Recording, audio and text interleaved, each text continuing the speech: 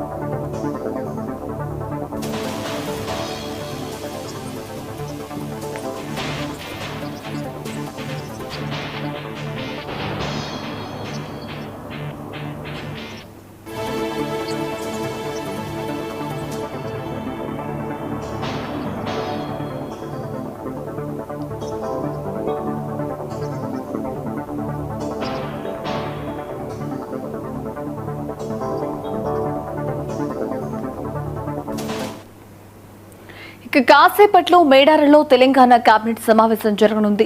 CM Revanth Reddy అధ్యక్షతన ఈ సమావేశం జరగనుంది. అలాగే మంత్రివర్గ సమావేశానికి ములుగు జిల్లా అధికారులు అన్ని ఏర్పాట్లు చేశారు. ఈ సమావేశంలో పలు కీలక నిర్ణయాలను కూడా తీసుకోనున్నారు. ప్రధానంగా మున్సిపల్ ఎన్నికలపై మంత్రివర్గ సమావేశం చర్చించనుంది. మేడారం మాస్టర్ ప్లాన్ పై మంత్రివర్గ సమావేశంలో చర్చించి నిర్ణయం తీసుకోనున్నారు. మరోవైపు జిల్లాల పునర్విభజనతో పాటు ప్రాజెక్టులపై కూడా చర్చ జరగనుంది.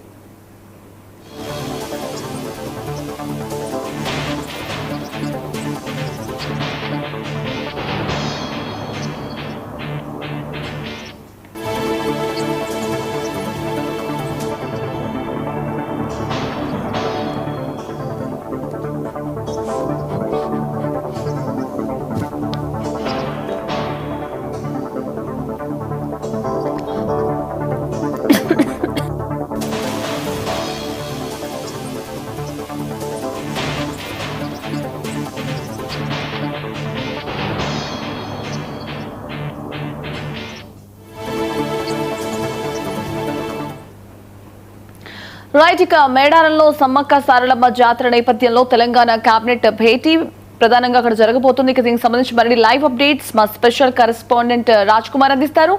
రాజ్ కుమార్, చెప్పండి. సంజన, మొత్తానికి గతంలో ఎన్నడూ లేని విధంగా మేడారంలో మాత్రం ఇప్పుడు అడవిలో కేబినెట్ నిర్వహించడం చరిత్రలో నిలిచిపోనుంది. దీనికి సంబంధించి ఇప్పటికే మొత్తం ఏర్పాట్లు కూడా అన్ని కట్టుదిట్టమైన భద్రతా ఏర్పాట్లు చేయడం జరిగింది. ఎందుకంటే ఇక్కడ ఇది నక్సల్ ప్రాంతం కాబట్టి ఎక్కువగా కూడా ఎక్కడ ఎలాంటి అవాంఛనీయ ఘటన జరగకుండా పోలీసులు భారీ బందోబస్తు మధ్య కూడా ఈ యొక్క కేబినెట్ సమావేశం నిర్వహిస్తున్నారు. మంత్రులందరూ కూడా అడవి బాట బట్టి అందరూ ఇప్పుడిప్పుడే మేడారం చేరుకుంటున్నారు. ఇప్పటికే మంత్రులైనటువంటి దామోదర్ రాజనరసింహ, పొంగులేటి వీరు మంత్రులందరూ కూడా ఇక్కడ చేరుకుంటున్నారు. ఒక్కొక్కరుగా పొన్నం ప్రభాకర్ ఇప్పటికే మేడారం చేరుకున్నారు. ఇప్పుడు ఖమ్మం సభ నుంచి కూడా మరికొద్ది సేపట్లో ముఖ్యమంత్రి రేవంత్ రెడ్డి ఈ యొక్క మేడారం హెలిప్యాడ్ సెంటర్ వద్దకు రానున్నారు. దీనికి దాదాపు 5 గంటలకు ఈ యొక్క సమావేశం కూడా ప్రారంభం కానుంది. దీనికి సంబంధించి ఈ యొక్క కేబినెట్ సమావేశంలో కొన్ని కీలకమైన నిర్ణయాలు తీసుకునే అవకాశం ఉంది. ఈ నిర్ణయాలు రాబోయేటువంటి మున్సిపాలిటీ ఎన్నికలు కావచ్చు, అదేవిధంగా కార్పొరేషన్లకు సంబంధించినటువంటి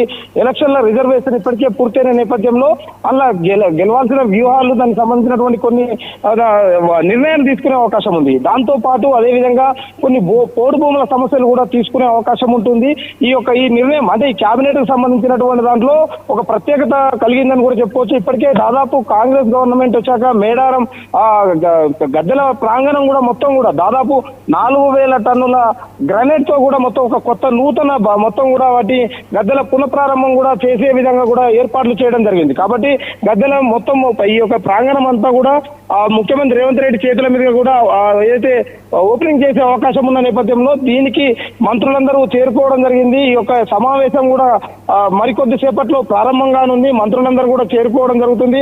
ఎప్పుడు హైదరాబాద్ లో నిర్వహించేటువంటి కేబినెట్ సమావేశం ఇప్పుడు ఒక తాడ్వాయి మండలం మేడారంలో నిర్వహించడం ఒక చరిత్రలో నిలిచిపోనుంది. దీనికి అన్నిటికీ కూడా దానికి అనుగుణంగానే అంటే స్థానిక మంత్రి అయినటువంటి సీతక్క కూడా దగ్గరుండి కూడా అన్ని ఏర్పాట్లు కూడా ప్రత్యేక ఆకర్షణగా నిలిచింది. ఎందుకంటే మేడారంలో దాదాపు 150 కోట్లతో అభివృద్ధి చేసిన నేపథ్యంలో వాటన్నిటిని కూడా ముఖ్యమంత్రికి వివరించే ప్రయత్నం చేస్తా ఉంది. ప్రతి చోట కూడా అంటే మేడారం సంబంధించి జంపన్న వాగు నుండి అక్కడ ఈ గద్దెల వరకు కూడా మధ్యలో కూడా కూడళ్ల వద్ద కూడా ఆదివాసీ సంస్కృతి సాంప్రదాయాలను నిదర్శనంగా నిలిచే విధంగా అవన్నీ కూడా ప్రతిబింబించేలా వాటి విగ్రహాలను ఏర్పాటు చేయడం జరిగింది. ఈ అన్నిటి నేపథ్యంలో ఈ కేబినెట్ కు సంబంధించి అంటే కొన్ని ఇప్పుడు రిజర్వేషన్లతో పాటు రాబోయే జెడ్పీటీసీ, ఎంపీటీసీ, మున్సిపాలిటీ ఎన్నికల్లో కూడా వాటిపై నిర్ణయం తీసుకునే అవకాశం ఉంది.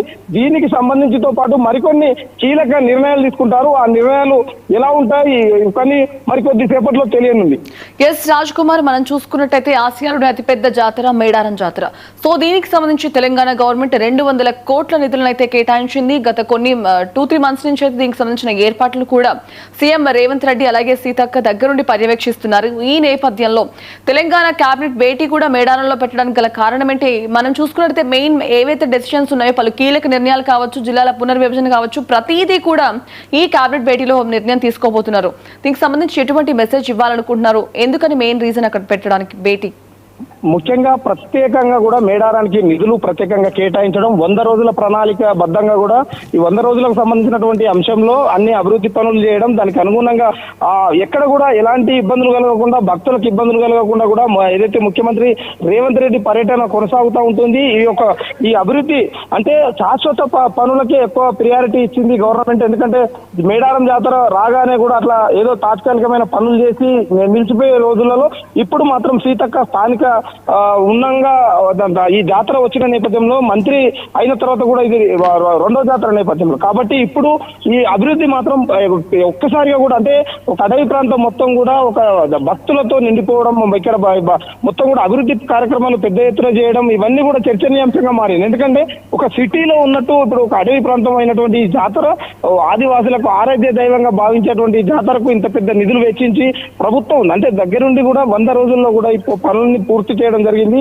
కాబట్టి ఇక్కడ మళ్ళీ ముఖ్యమంత్రి ఈ రోజు రాత్రి హరిత హోటల్లో 5 గంటలకు కేబినెట్ సమావేశం తర్వాత కూడా ఈ రాత్రి ఇక్కడే ఉండి మళ్ళా మార్నింగ్ అదైతే 7 కి ఈ కూడలన్నీ కూడా పరిశీలించనున్నారు, చేతుల మీద ఓపెన్ చేయనున్నారు. కాబట్టి ఈ సమ్మక్క సారలమ్మ మహాజాతర మాత్రం ముఖ్యమంత్రి రావడం, మంత్రులు కూడా గతంలో వచ్చిపోయారు. కానీ ఈ రోజు రాత్రి ఒక మేడారంలో ఉండడం మాత్రం తొలి ముఖ్యమంత్రిగా కూడా చరిత్రలో ఎక్కనున్నారు. ఎస్, మనం చూసుకున్నట్టయితే గతంలో కూడా గత బీఆర్ఎస్ ప్రభుత్వంలో కూడా మేడారం జాతర జరిగింది. బట్ అప్పటికన్నా కూడా ఇప్పుడు తెలంగాణ గవర్నమెంట్ దీన్ని ఇనిషియేటివ్ గా తీసుకుని ఇంత భారీ ఎత్తున ఏర్పాట్లు చేయడం, మేడారం జాతరకు సంబంధించి ప్రత్యేకంగా నిధులు ఇవ్వడం, సో దీన్ని ఏ విధంగా చూడొచ్చు అంటారు? అసలు అంటే ఆసియాలోనే అతిపెద్ద జాతర అయినటువంటి మా సమ్మక్క సారలమ్మ జాతరకు సంబంధించినటువంటి దాంట్లో ఇంత పెద్ద ఎత్తున నిధులు కేటాయించడం ఇదే తొలిసారి అయినప్పటికీ కూడా అభివృద్ధి పనులు, శాశ్వత పనులకు మాత్రం ఎక్కువ ప్రియారిటీ ప్రభుత్వం ఇవ్వడం జరిగింది. ఎక్కడ కూడా ప్రణాళికాబద్ధంగా కూడా ఆర్టీసీ బస్ స్టాండ్ కావచ్చు, జంపన్న వాగు నుంచి కూడా గద్దెల వరకు సీసీ రోడ్ల ఏర్పాటు కానీ మధ్యలో ఏదైతే లైటింగ్ కూడా ఏర్పాటు చేయడం జరిగింది. ఎక్కడ కూడా దానికి సంబంధించినటువంటి దాంట్లో రోడ్లు కానీ దీనికి సంబంధించినటువంటి ప్రత్యేకమైన భక్తులు పెద్ద ఎత్తున వచ్చి భక్తులు చాలా ఇబ్బందులు గతంలో పడేవారు. కాబట్టి అలాంటి ఇబ్బందులు గుర్తించి మళ్ళీ అలాంటి ఇబ్బందులు పడకుండా భక్తులకు వచ్చేటువంటి అన్ని సదుపాయాలు కూడా చేయడం జరుగుతోంది.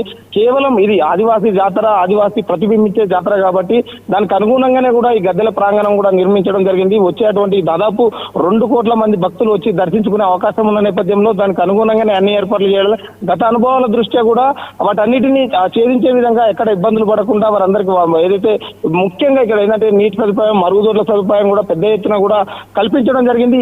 ఇలాంటి పరిస్థితులలో అంటే ఇప్పుడు కాంగ్రెస్ ప్రభుత్వం వచ్చాక ఇంత పెద్ద నిధులు కేటాయించి దానికి సంబంధించినటువంటి గద్దెల ప్రాంగణం కావచ్చు, దానికి సంబంధించినటువంటి అక్కడి నుంచి అంటే శిల్పులను కూడా తీసుకొచ్చి వాటందరినీ దాదాపు 200 సంవత్సరాలు నిలిచిపోయేలా కూడా ఈ యొక్క ఏర్పాట్లు కూడా చేయడం జరిగింది. ఈ యొక్క గద్దెల నిర్మాణం కూడా చేయడం జరిగింది. పూర్తిగా గ్రానైట్ తోనే 4000 టన్నులతో పాటు ఈ యొక్క గ్రానైట్ తో నిర్మాణంతో ఆ సమ్మక్క సారలమ్మ గద్దెల పునఃప్రారంభం కూడా రేపు ముఖ్యమంత్రి రేవంత్ రెడ్డి చేయనున్నారు. కాబట్టి ఇలాంటి పరిస్థితులలో ఇప్పుడు ఈ కేబినెట్ ఇక్కడ నిర్వహించడం, దాంతో పాటు పెద్ద ఎత్తున సమ్మక్క సారలమ్మ జాతరకు పెద్ద ఎత్తున భక్తులు వస్తున్న నేపథ్యంలో భక్తులకు ఎలాంటి ఇబ్బందులు కలగకుండా అటు ప్రత్యేక ఏర్పాట్లు చేసినప్పటికీ ఈ యొక్క కేబినెట్ లో మాత్రం కీలకమైన నిర్ణయాలు తీసుకుంటారు. ఆ నిర్ణయాల్లో భాగంగా దీనికి సంబంధించినటువంటి అది జాతరలో ఆది ఏదైతే అడవిలో ఒక హరిత హోటల్ ఇక్కడ నిర్వహించడం ఇది ఒక ప్రత్యేకంగా నిలవనుంది.